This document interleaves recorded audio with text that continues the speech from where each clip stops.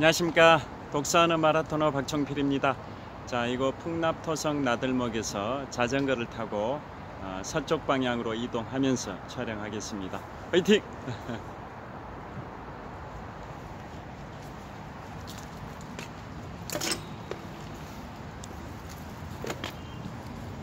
현재 시각은 2022년 11월 11일 금요일 저녁 8시 30분 정도 됐습니다. 오늘 저녁에는 영국을 빛낸 가장 위대한 인물 윈스턴 처칠의 일화 관련해서 또 명언과 관련이 되기도 하는데요.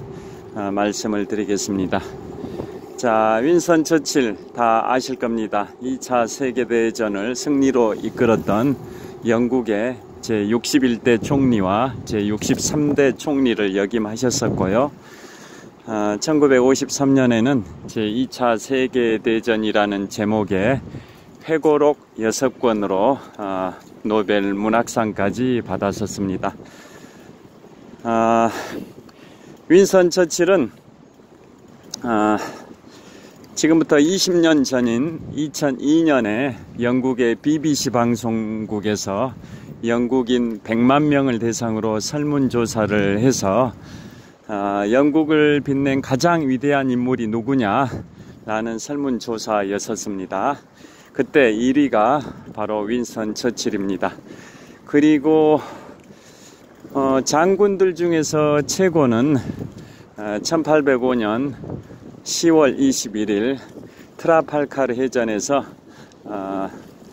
나폴레옹의 프랑스 해군과 스페인 해군의 연합함대를 무찔러서 나폴레옹의 영국 침공을 좌절시켰던 트라팔카르 해전의 영웅 호레이쇼 넬슨 제독이 장군 중에서는 랭킹 1위였고요.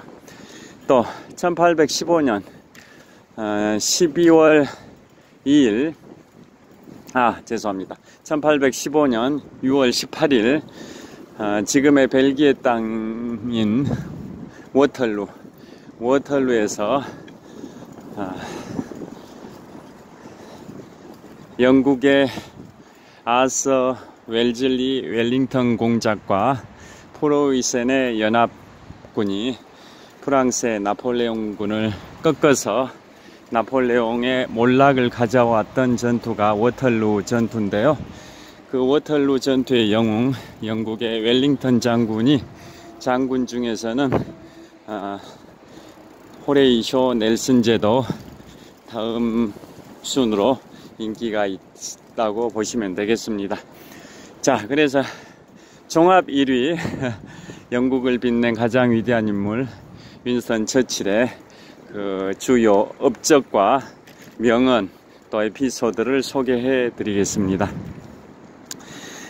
윈스턴 처칠은 제1차 세계대전, 즉 1914년부터 1918년까지 있었던 제1차 세계대전 당시에도 영국의 장관을 역임했을 정도로 굉장히 전시내각에서 뛰어난 탁월한 능력을 발휘했던 분인데요. 그분이 이제 2차 세계대전 때도 그때는 이제 장관이 아니라 수상의 지위까지 오르시게 되는데요. 원래는 2차 세계대전 발발 당시에 영국의 체인벌린 수상이었는데 1940년 5월 10일에 선수 교체가 이루어집니다. 윈스턴 처칠이 체인벌린 수상의 후임으로 전시내각의 수장이 됩니다.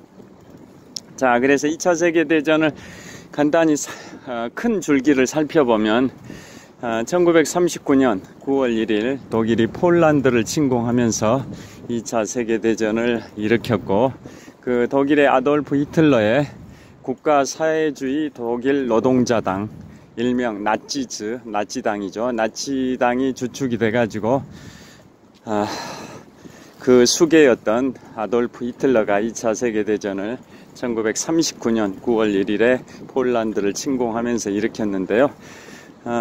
초반에는 벨기에, 네덜란드 이쪽 지역을 점령을 하고 계속 파죽지세로 서진을 해서 드디어 유럽의 중심인 프랑스를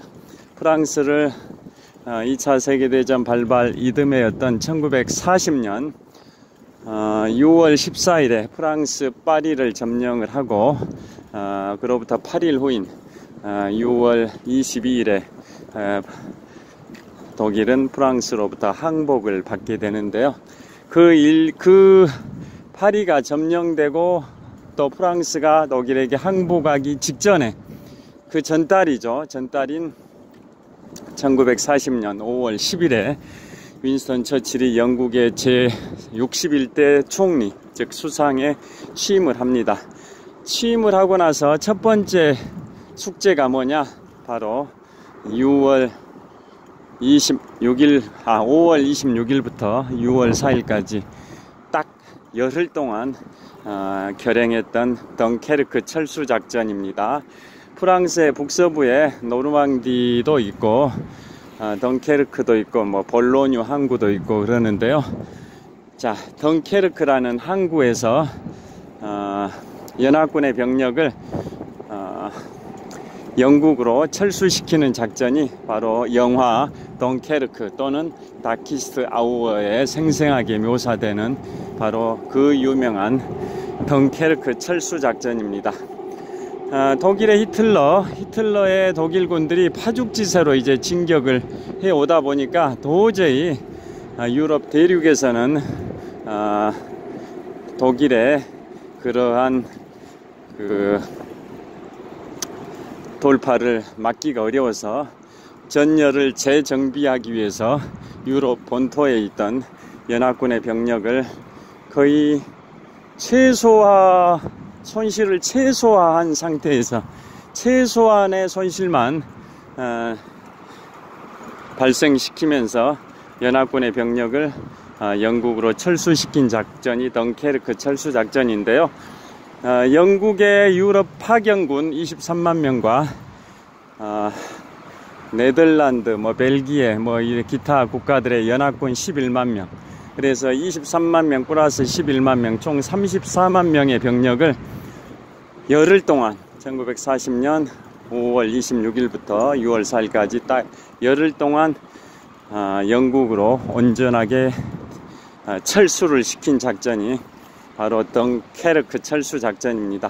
그래서 윈스턴 처칠이 수상에 취임한 게 5월 10일, 덩케르크 철수 작전을 시작한 게 5월 26일, 성공한 게 완료한 게 6월 4일인데요.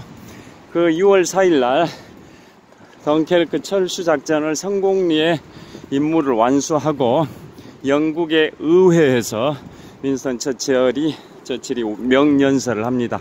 자, 자전거 오르막길입니다. 뭐라고 하냐? 우리는 독일의 히틀러를 상대로 끝까지 항복하지 않고 투쟁할 것이다. 우리는 바다에서, 육지에서, 하늘에서, 들판에서, 언덕에서, 모든 곳에서 우리는 끝까지 싸울 것이다. 독일을 상대로 결코 항복하지 않을 것이다. 그런 취지의 명연설을 하게 됩니다. 그 당시에 유럽의 본토는, 유럽 대륙은 대부분 독일에 의해서 점령이 된 상황이고, 러시아 쪽은 아직 점령이 되진 않았지만 나중에 독일이 소련과 체결했던 독소 불가침 조약을 2년 만에 파기하고 1941년에 구소련으로 진격을 해서 그 유명했던 2차 세계대전에서 한 5,300만 명 정도의 사망자가 발생했는데요. 그 중에 가장 많은 희생자가 발생했던 그 유명한 스탈린그라드 전투가 1942년 7월부터 1943년 2월까지 한 7개월가량 발생이 됐고, 거기에서 결국은 구소련은 독일을 상대로 승리를 해서 그 뒤로 계속 구소련은 독일 쪽으로 진격을 해서 결국 드디어 2년 정도가 지난 1945년 4월에 구소련은 독일 베를린을 접수를 하게 되는 뭐 그런 일련의 과정이 있는데요. 여하튼 유럽 대륙은 독일에 의해서 대부분 점령이 됐던 그러한 1940년대 상황, 2차 세계대전 초기 전황 상황에서 영국의 윈스턴 처칠은 유럽에 파견됐던 영국군 23만 명과 또 벨기에, 네덜란드 기타 국가 연합군 11만 명, 총 이 34만 명의 병력을 덩케르크 철수작전이라는 작전을 통해서 성공적으로 완수를 하고 의회에서 아까 말씀드린 것처럼 우리는 결코 항복하지 않을 것이다, 끝까지 투쟁할 것이다 라는 명연설을 하게 됩니다. 그 뒤로 이제 독일의 총통 아돌프 히틀러는 총통 칙령을 통해서 이제 영국에 대해서 융단 폭격을 하게 됩니다. 그게 바로 브리튼 전투라고 표현하기도 하고 다른 말로 영국 본토 항공전이라고 표현하기도 하는데요. 유럽 대륙을 다 평정했던 독일의 아돌프 히틀러는 이제 영국으로 철수한 연합군 34만 명의 병력을 다 몰살을 시키고 영국도 초토화시킨 상태에서 영국까지 점령해야겠다, 뭐 이런 야심을 갖게 된 건데요. 그 전에 비화를 하나 말씀드리면 독일의 아돌프 히틀러는 영국에게 제안을 했다고 합니다. 독일이 유럽 대륙에서 지배자가 되는 것을 영국이 눈 감아 준다면 영국이 세계 제국으로서 지위를 계속 유지하는 것을 독일도 인정하겠다. 그게 무슨 뜻이냐면 자, 영국의 빅토리아 여왕 시절 1837년에 즉위해서 1901년까지 무려 64년 동안 영국을 통치하면서 해가 지지 않은 영원한 대영 제국 5대양 6대주의 많은 식민지를 개척했던 빅토리아 여왕 시대의 대영 제국이 만들어졌는데요. 그러한 영국은 세계 각지에 5대양 6대주의 식민지들이 많아서 대영 제국이라고 하지 않습니까? 그래서 그러한 대영 제국의 지위를 인정해 주겠다. 독일이 유럽의 점령자로서, 유럽의 지배자로서 독일이 유럽의 지배자, 유럽 대륙의 지배자임을 영국이 인정해 준다면 독일도 영국이 세계 각지에 5대양 6대주에 거느리고 있는 대영 제국의 지위를 독일도 인정하겠다, 뭐 그런 취지의 제안을 독일의 아돌프 히틀러가 영국의 윈스턴 처칠에게 했는데 윈스턴 처칠은 거절을 하게 됐다라는 그러한 비화가 있습니다. 여하튼 이제 덩케르크 철수작전을 통해서 유럽에 있던 연합군들이 다 영국으로 이동을 한 상황에서 독일의 히틀러는 결국은 그러면은 항공작전을 통해서 공습, 하늘을 통해서 영국을 초토화시킨 다음에 지상군을 파견해서 영국을 점령하겠다라는 야욕을 불태우게 되는데요. 그게 바로 브리튼 전투, 다른 말로 영국 본토 항공전이라고 하는데요. 그 독일 전투기들의 영국 상공에 대한 융단 폭격이 어마어마한 그 규모로 이루어지게 되고, 그때마다 영국 공군의 전투기 조종사들은 반격을 통해서 결국 막아내게 되는 그런 과정이 있는데요. 그때 윈스턴 처칠은 국민들이 정말 공포 속에서 거의 매일 24시간 쉼없이 독일 공군이 영국 상공에 융단 폭격을 하니까 영국 국민들 입장에서도 엄청나게 공포 속에서 벌벌 떠는 그러한 생활이 계속 됐었을 텐데요. 그러다 보니까 국민들이 두려움에 휩싸여 가지고 항전 의지가 꺾일 수도 있었는데, 그때마다 영국의 수상 윈스턴 처칠은 라디오 연설을 통해서, 그 당시에는 TV가 있었던 시절이 아니니까요, 라디오 연설을 통해서 우리는 결코 항복하지 않을 것이다, 끝까지 우리 영국은 온 국민이 단결해서 독일의 그 전쟁 전범 또 아돌프 히틀러를 상대로 끝까지 싸울 것이다. 우리 국민들 힘내야 된다. 결코 좌절해서는 안 된다. 뭐 이런 취지의 명연설을 해가지고 국민들로 하여금 사기가 진작되도록 했던 분이 바로 영국의 수상 윈스턴 처칠인데요. 그만큼 윈스턴 처칠은 연설을 잘했고, 연설을 잘한다라는 것은 연설을 듣는 사람들로 하여금 가슴 깊이 감동을 느끼게 하는 게 명연설이지 않습니까? 그 정도로 영국의 윈스턴 처칠은 연설을 잘했습니다. 물론 독일의 아돌프 히틀러도 선동 정치의 귀재죠. 사악한 선동 정치의 귀재. 그러니까 아돌프 히틀러도 연설을 워낙 탁월하게 잘하는 웅변가다 보니까 그 아돌프 히틀러가 웅변을 하게 되면 그걸 듣는 국민들은 거의 세뇌가 될 정도로 거기에 딱 매료되고 그랬었다라는 거 다 아실 겁니다. 여하튼 독일의 아돌프 히틀러든 영국의 윈스턴 처칠이든 정말 국민들로 하여금 감명 깊게 감동을 받을 정도의 수준으로 명연설을 잘했다라는 거 다 아실 겁니다.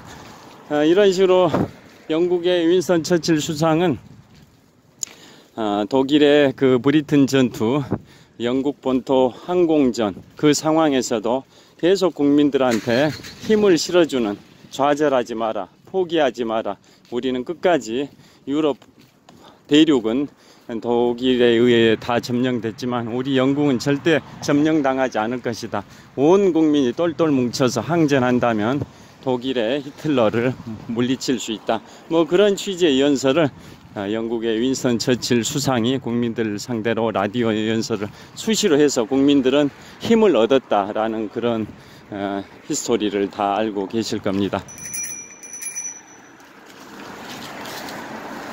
자, 그러한 역사가 있는데요. 자, 그래서 여기를 좀 통과하고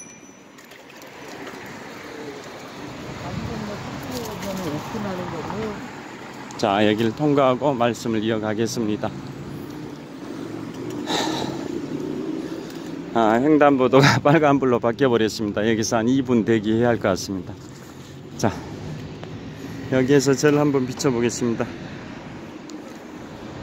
자, 여기에서 갤러리아 팰리스 아파트 사거리 횡단보도에서 신호대기 하고 있는데요. 동쪽 방향 롯데월드타워 방향을 촬영하고 있습니다. 123층 555m 높이 기준 세계 5위 규모 빌딩, OECD 국가에서 가장 높은 빌딩 롯데월드타워 방향을 촬영을 하고 있습니다. 자, 그래서 윈스턴 처칠이 그런 식으로 국민들한테 희망을 북돋아주는 명연설을 한 걸로 굉장히 유명하고요. 그래서 결국은 독일의 브리튼 전투, 영국 본토 항공전에서도 영국은 버텨냈습니다. 그래서 결국은 영국의 공군의 조종사들이 독일의 전투기들을 다 막아냈다, 뭐 이런 의미가 되는데요. 그래서 또 그거에 대해서 명연설가인 윈스턴 처칠 수상이 또 이런 명언을 또 남깁니다. 전 세계의 수많은 충돌의 현장에서 이렇게 많은 사람들이 이렇게 적은 사람들에게 이렇게 많은 신세를 진 경우는 결코 없었다. 좀 더 과장된 표현으로 바꿔 말씀드리면, 인류가 출현한 이후 그 수많은 전쟁 전투의 현장에서 그 수많은 사람들이 이렇게 적은 사람들에게 이렇게 많은 신세를 진 경우는 결코 없었다. 그게 무슨 뜻이냐면, 영국 국민이 한 7천만 명 정도 되는 걸로 알고 있는데요. 독일 국민이 한 8천만 명, 영국 국민이 한 7천만 명, 그 다음에 이탈리아 국민도 한 7천만 명, 프랑스 국민이 한 6,500만 정도 되는 걸로 알고 있는데요. 독일의 브리튼 전투, 독일이 영국을 상대로 한 브리튼 전투. 횡단보도 건너면서 말씀드리겠습니다. 독일이 영국을 공격하는 그러한 브리튼 전투, 다른 말로 영국 본토 항공전이죠. 그 항공전을 통해서 독일은 영국을 먼저 하늘에서 융단 폭격을 해가지고 영국을 초토화시킨 다음에 육군을 파견해서 영국을 점령하겠다라는 그런 야욕을 불태운 거지 않습니까? 그런데 그 한 7천만 명 정도 되는 영국 국민들이 그 적은 숫자의 영국의 공군 조종사, 영국의 공군 조종사 해봐야 뭐 한 수백 명 정도 될 것 같은데요. 그 적은 조종사들에게 이렇게 많은 신세를 진 경우는 결코 없었다. 그런 의미의 연설이었습니다. 그러니까 결국은 영국의 공군 전투기 조종사들이 독일 공군의 그 많은 융단 폭격, 파상 공세, 그것을 막아냈기 때문에 영국의 7천만 국민은 목숨을 보존할 수 있었다. 그런 취지입니다. 그래서 인류가 출현한 이후 그 많은 수많은 전쟁, 전투의 현장에서 이렇게 많은 사람들이, 이렇게 적은 사람들에게 이렇게 많은 신세를 진 경우는 결코 없었다. 뭐 그런 취지의 연설을 했습니다. 그만큼 영국 공군의 전투기 조종사들이 뛰어난 기량을 발휘했다. 그래서 영국의 7천만 국민들의 목숨을 보존시켰다. 뭐 그런 취지의 윈스턴 처칠 수상의 칭찬이었다. 뭐 그런 의미가 되는데요. 자, 그러면 브리튼 전투에서 영국 본토 항공전에서 영국이 독일을 상대로 승리할 수 있었던 이유 세 가지가 뭐일 것 같습니까? 퀴즈입니다. 퀴즈. 영국이 독일 공군의 파상 공세, 융단 폭격을 막아낼 수 있었던 그 원인, 그 이유가 세 가지로 압축이 되는데요. 그게 뭐일 것 같습니까? 퀴즈 드립니다. 자, 이제 롯데마트 잠실점 근처를 지나고 있습니다. 정답을 말씀드리겠습니다.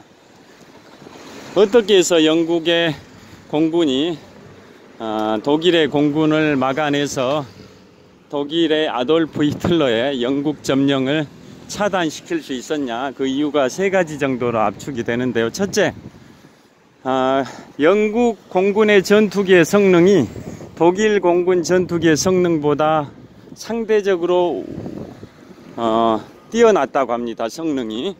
그러니까 독일 공군의 전투기 성능보다 영국 공군의 전투기의 성능들이 뛰어나서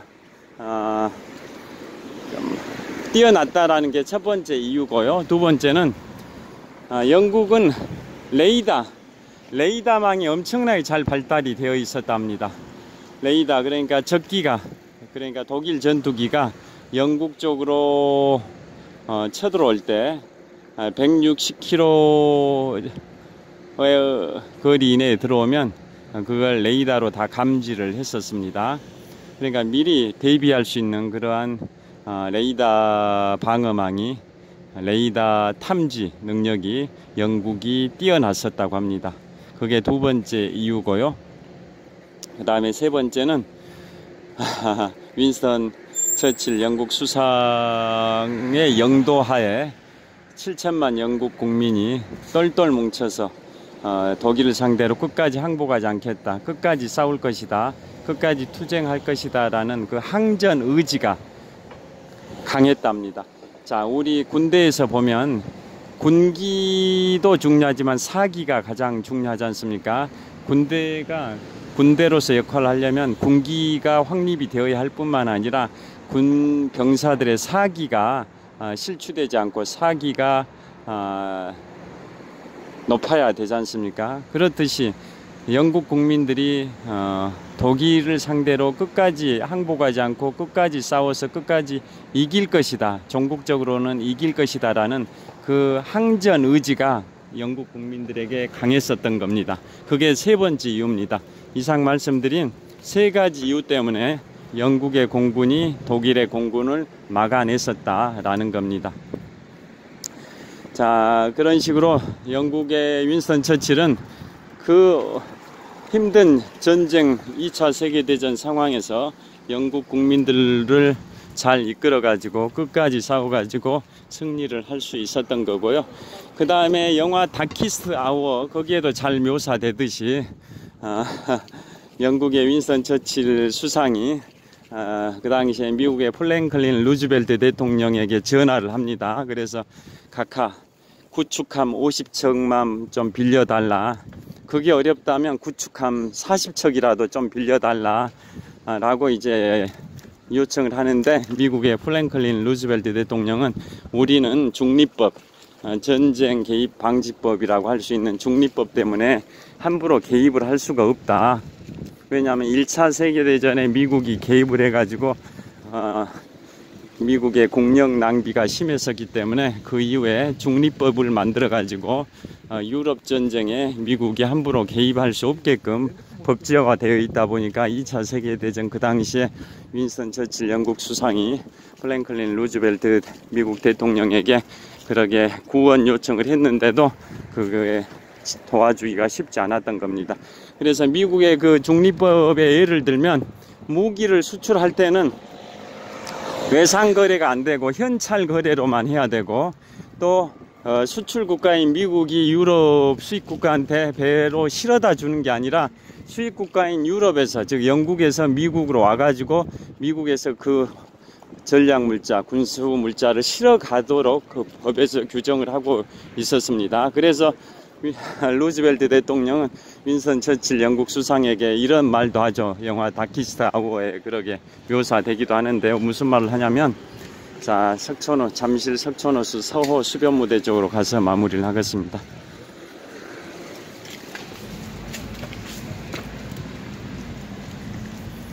자, 무슨 말을, 자, 여기 가서 말씀드리겠습니다. 자전거 주차를 먼저 하고요. 자, 여기에 자전거는 주차를 하겠습니다.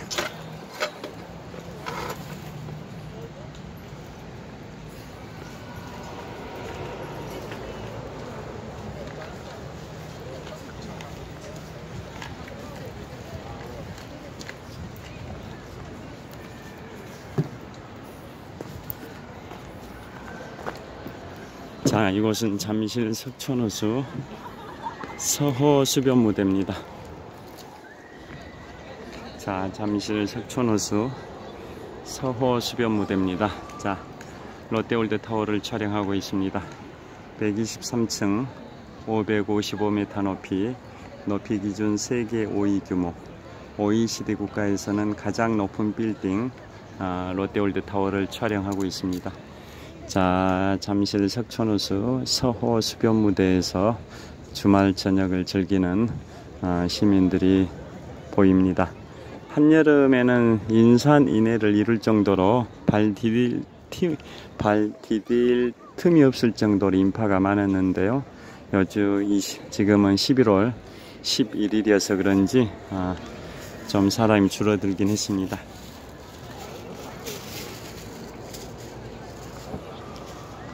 자, 저를 비춰보겠습니다. 자, 이곳은 잠실 석촌호수 서호 수변무대입니다. 롯데월드타워를 촬영하고 있습니다. 123층 555m 높이, 높이 기준 세계 5위 규모 롯데월드타워를 촬영을 하고 있습니다. 롯데월드타워는 OECD 국가에서는 가장 높은 빌딩이고요. 세계 전체적으로는 세계에서 5번째로 높은 빌딩입니다. 123층 555m 높이의 롯데월드타워를 촬영을 하고 있습니다.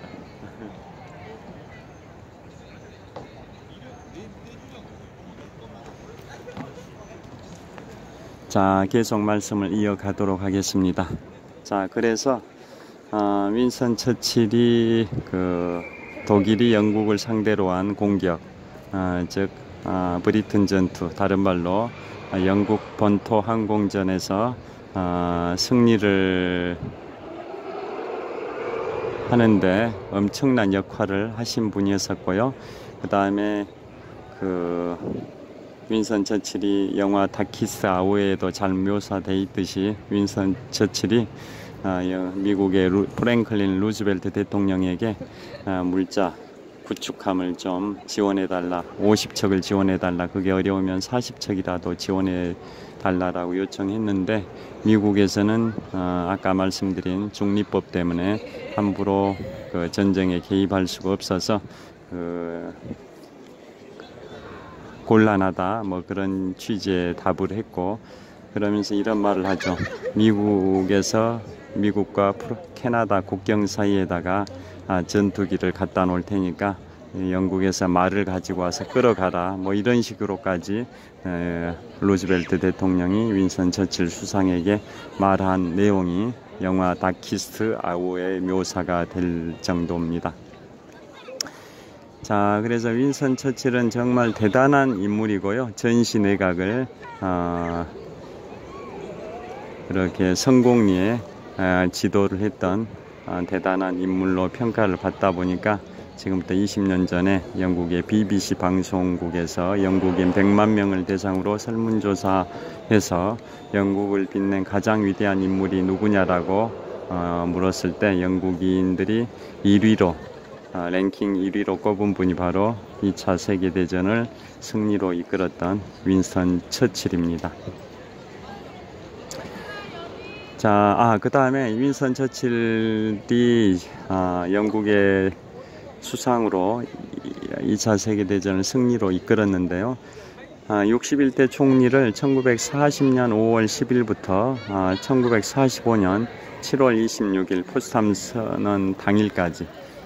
선언 당일까지니까 총 5년 3개월 정도 수상을 했고, 그 다음에 이제 정권이 바뀌었죠. 보수당의 윈스턴 처칠에서 노동당의 클레멘트 애틀리 총리가 이끄는 노동당으로 정권이 바뀌었는데요. 그래서 애틀리 총리가 1945년 7월 26일부터 1951년 10월까지, 그러니까 대략 한 6년 정도는 노동당에서 클레멘트 애틀리 총리가 영국에 수상을 했고요.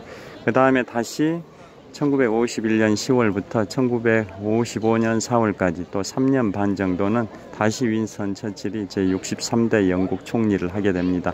그때 윈스턴 처칠이 두 번째로 총리를 했던 제63대 총리 시절에 1952년에 바로 엘리자베스 2세 여왕의 즉위를 해서 최근 2개월 전에 돌아가셨으니까 엘리자베스 2세 여왕이 여왕의 자리에서 70년 한 7개월 정도 계셨었습니다. 자, 그래서 윈스턴 처칠이 2차 세계대전을 승리로 이끌면서 61대 총리를 그만뒀던 1945년 7월 26일 포츠담 선언 그 당일이죠. 포츠담 선언 그 무렵까지 첫 번째 이제 총리, 즉 61대 총리를 했었는데요. 그때 그 시점을 기준으로 한 석 달 전에 미국의 프랭클린 루즈벨트 대통령이 1945년 4월 12일 날 뇌출혈로 사망을 합니다. 2차 세계대전을 승리로 이끌었던 윈스턴 처칠과 프랭클린 루즈벨트 대통령인데요. 루즈벨트 대통령이 1945년 4월 12일 날 사망하고 그로부터 18일 후인 4월 30일에 독일의 아돌프 히틀러가 이제 독일의 패배가 확실시 되는 상황에서 독일의 베를린 브란덴부르크 문 지하에 있는 그 문 아래 지하 벙커에서 권총 자살을 하고 5월 8일에 독일이 미국, 영국, 프랑스를 상대로 항복을 하고 다음 날인 5월 9일에는 독일이 구소련을 상대로 항복을 하게 되는데요. 그 일련의 과정 속에서 루즈벨트 대통령이 4월 12일 날 뇌출혈로 사망하니까 후임자가 바로 부통령으로서 대통령직을 승계한 해리 트루만 대통령이라는 거 다 아실 겁니다. 그래서 해리 트루만 대통령이 2차 세계대전을 마무리하신 분이고, 또 원자폭탄을 8월 6일 날 히로시마의 원자폭탄 투하, 또 8월 9일에는 나가사키에 또 원자폭탄 투하를 승인했던 분이 바로 해리 트루만 미국 대통령인데요. 그분이 윈스턴 처칠과 또 일화가 있습니다. 어떤 일화가 있냐면 윈스턴 처칠 수상이 해리 트루만 대통령을 만나서 이런 말을 했습니다. 나는 당신이 루즈벨트 대통령의 후임으로 대통령이 되는 게 탐탁지는 않았다. 그러나 당신은 서구 문명을 그 누구보다도 잘 보존시켜준 위대한 업적을 쌓았다 라는 취지로 칭찬을 했답니다. 왜 그런 말을 했을까요? 다시 말씀드리면 윈스턴 처칠 영국 수상이 해리 트루만 미국 대통령에게 이런 말을 한 겁니다. 존칭을 쓴다면 트루만 대통령 각하, 저는 각하께서 루즈벨트 대통령의 후임으로 미국 대통령이 되는 게 탐탁지는 않았습니다. 그러나 대통령 각하께서는 그 누구보다도 서구 문명을 구원하시는데 엄청난 기여를 하셨습니다 라고 했습니다. 칭찬을 했습니다. 왜 그런 말을 했을까요? 그것은 뭐냐면 2차 세계대전을 마무리했던 해리 트루만 대통령은 2차 세계대전 이후에 그 서유럽 국가들이 다 폐허가 돼버린 그런 상황이었지 않습니까? 폐허가 되다 보니까 뭐 프랑스든 영국이든 네덜란드든 벨기에든 그 유럽의 많은 국가들이 다 초토화 돼버려 가지고 너무나도 경제적으로 힘든 상황이 된 거죠. 그래서 경제적으로 힘든 상황에서 공산주의가 싹을 트기 때문에 그 공산주의가 서유럽으로 전파되는 걸 막으려고, 즉 구소련 또 동구권은 이미 동유럽 지역까지는 공산화가 돼버렸는데 그게 서유럽까지 공산화가 되는 걸 막기 위해서 트루만 대통령 때 나온 게 바로 트루만 독트린이라는 거 아실 겁니다. 그게 무슨 트루만 독트린이 뭐냐면 세계 어느 지역에서든 공산주의를 상대로 싸우는 국가와 지역에 대해서는 미국은 전폭적으로 경제적 지원을 하겠다라는 취지입니다. 즉, 이 서유럽에서 경제 폐허가 된 그러한 독일의 융단 폭격으로 인해서 폐허가 된 서유럽 국가들이 공산주의를 상대로, 즉 구소련과 동유럽을 상대로 싸워가면서 경제를 일으키려고 할 경우에는 미국은 전폭적인 지지를 하겠다, 지원을 하겠다라는 게 트루만 독트린이고, 그걸 구체화한 계획이 재무장관 마샬에 의해서 만들어진 마샬 플랜이라는 거 다 아실 겁니다. 그래서 미국의 트루만 독트린에 따라서 또 마샬 플랜에 따라서 미국이 폐허가 된 서유럽을 구원했기 때문에 서유럽이 공산화가 되지 않고 다시 자유민주주의 국가로 복원이 됐었다. 그래서 트루만 독트린을 주창하셨던 해리 트루만 대통령 각하께서 서구 문명을 구원하셨다라는 취지로 영국의 윈스턴 처칠 수상이 해리 트루만 미국 대통령에게 칭찬을 하셨던 일화도 있습니다. 여하튼 윈스턴 처칠은 1940년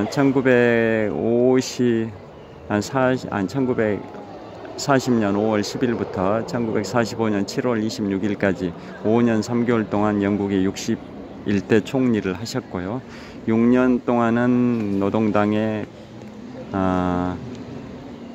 애틀리 총리, 클레멘트 애틀리 총리로 정권이 바뀌었다가 또 6년 후인 1951년 10월부터 1955년 4월까지 3년 반 동안 또 63대 영국 총리를 하면서 그 시기에 엘리자베스 2세 여왕이 1952년에 여왕의 즉위를 하셨다고 말씀드렸는데요.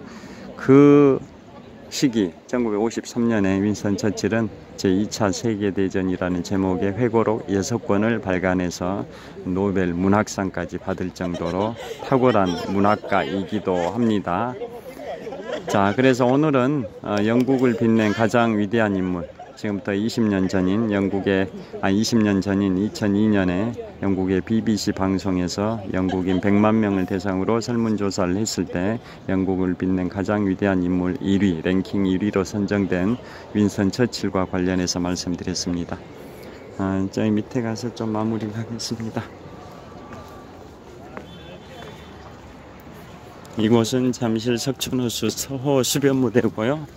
자, 여기서 저를 비춰보겠습니다. 자, 이곳은 잠실 석촌호수 서호 수변무대입니다. 롯데월드타워를 촬영하고 있습니다. 123층 555m 높이 기준 세계 5위 규모의 롯데월드타워를 촬영하고 있습니다. OECD 국가에서는 가장 높은 빌딩 롯데월드타워를 촬영하고 있습니다. 이곳은 잠실 석촌호수 서호 수변무대입니다. 현재 시각은 2022년 11월 11일 금요일 저녁 9시가 막 지났을 것 같습니다. 오늘은 영국을 빛낸 가장 위대한 인물 제2차 세계대전의 영웅 제61대와 제63대 영국 총리를 하셨었던, 그리고 마지막으로 참고 말씀드리면 윈스턴 처칠 전 영국 총리께서 1965년에 서거를 하셨는데요. 그때 국장으로 장례식이 치러졌습니다. 그러다가 그 이후에 국장이 없었는데 최근에 2개월 전에 돌아가신 엘리자베스 2세 여왕 때 국장을 다시 치르게 된 겁니다. 그러니까 윈스턴 처칠이 65년에 돌아가셨을 때 국장을 치렀었고, 그로부터 거의 60년 가까이, 정확하게는 57년 동안 국장이 없었었는데요. 윈스턴 처칠 전 영국 수상 1965년에 서거하실 때 국장을 치렀고, 그리고 그 이후에 국장이 없다가 지금부터 2달 전에 엘리자베스 2세 여왕이 서거하셨을 때 윈스턴 처칠 장례식 때 치렀던 국장 치른 때로부터 57년 만에 국장을 치르게 된 겁니다. 그만큼 영국에서 위대한 인물로 평가를 받고 있다라는 거죠. 다른 총리들이 사망하셨다 해가지고 서거하셨다라고 해서 국장을 치르진 않았었지 않습니까? 그런데 영국 총리로서 국장의 애우를 받으면서 장례식이 치러졌던 분이 바로 영국을 빛낸 최고의 인물 윈스턴 처칠이고요. 그게 1965년 윈스턴 처칠의 서거 당시입니다. 그때 국장을 치렀고, 그로부터 57년이 지난 올해 9월 달에 엘리자베스 2세 여왕이 서거하셨을 때 또 국장을 치르게 된 겁니다. 그리고 1952년에 엘리자베스 2세 여왕이 영국 여왕에 즉위했을 때 나이가 26이었는데요. 그때 윈스턴 처칠 수상의 나이가 68세인가 기였습니다. 68세인지 78세인지 좀 헷갈리긴 한데 제 기억에는 68세였습니다. 그래서 정치 구단이자 최고의 위인이셨던 윈스턴 처칠 63대 총리에 대해서 영국의 엘리자베스 2세 여왕도 깍듯하게 존경을 표시하고 애우를 해드렸었다고 합니다. 자, 오늘은 윈스턴 처칠과 관련해서 말씀을 드렸습니다.